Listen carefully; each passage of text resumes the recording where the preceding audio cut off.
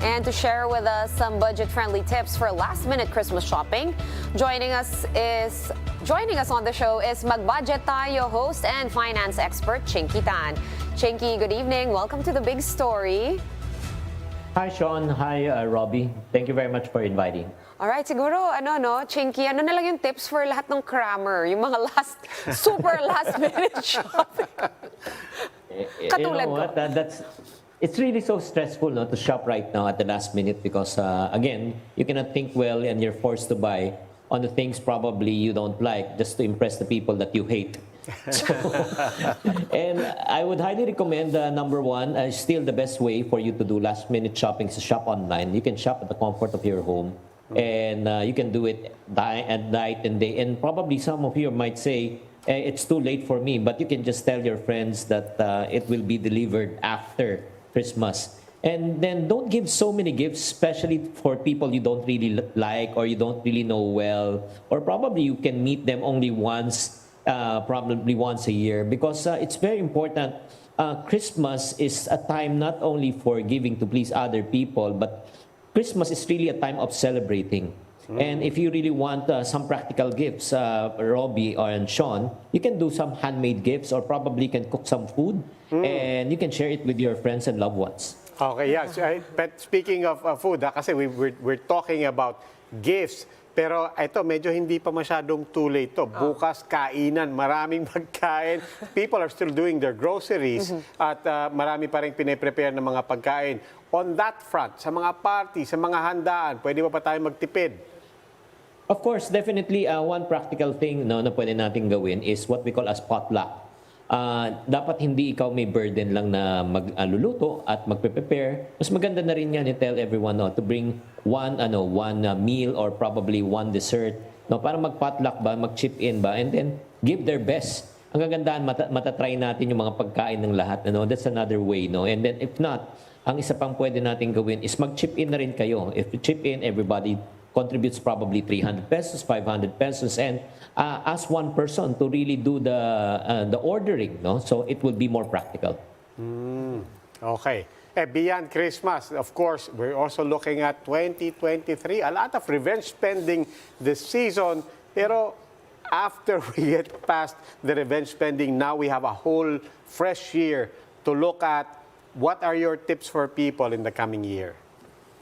Definitely next year will be a very interesting year because I always tell people we don't know what's happening not only in our country but also worldwide. There are a lot of people who are saying that we might have a global recession, not only a local recession, because of the increase of the prices. At the same time, U.S. is overprinting money and they cannot increase their interest rate that much. So definitely, I would give you two strategies next year. Number one is decrease, and number two, increase. Decrease in terms of spending. Do not spend on unnecessary things, and probably you can delay on probably big things that you want to purchase, such as property or cars or things that are not essentials, or probably a big travel that you want to splurge on. So you can probably reserve it. And number two, increase your income. 2023, I do believe there will be a great opportunity for people to become more entrepreneur, to find new opportunities, especially in the area of online, anything that is online related business, especially on the area of food, technology, online, beauty and wellness, health and wellness, and at the same time, anything that deals with finances. That will be a great opportunity. Gusto ko yung tip mo about increasing. So for a lot of people, Christmas is very lucrative also. You get a lot of aguinaldo, a lot of angpaos. So for people that have an X amount of savings, maybe from Christmas, or they've been saving up instead of revenge spending, because nga mataas yung inflation, Chinkee, and we don't know what's going to happen next year, how can we, make sure we, grow our savings? Yeah, definitely. Again, the best way is for you to look at your money as a seed money. Just like I always tell people, you just need to think like a farmer. When a farmer has a seedling, what does a farmer do? They plant it, they water it, they grow it, and they eat the fruits, but they don't eat the seeds. So it's very important for you to be able, number one, to start a business. Start a side hustle. That would be great because what this pandemic really taught all of us that you and I cannot afford to have only one source of income. If you rely only on one source of income, what happens if the income is gone? So that's number one. Number two, and probably can invest it on high yielding or better yielding compared to the bank. One of the best thing that you can get into. Number one, there are a lot of e-banks right now that offers 4.5% to 6% interest per annum.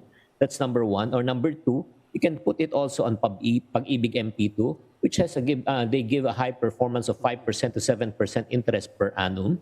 So that's the second thing that you can do. And the third thing that you can do is invest in yourself, to invest on new skills, because there are a lot of work from home opportunities right now, such as becoming a virtual assistant, or if not, you can also sell something online. And one thing that's really hitting the market right now is selling online, selling products on the platform of TikTok. TikTok Shop right now is really, creating a huge wave right now in online e-commerce. All right, thank you so much for all those tips. Mag-Badyet Tayo host and finance expert, Chinkee Tan.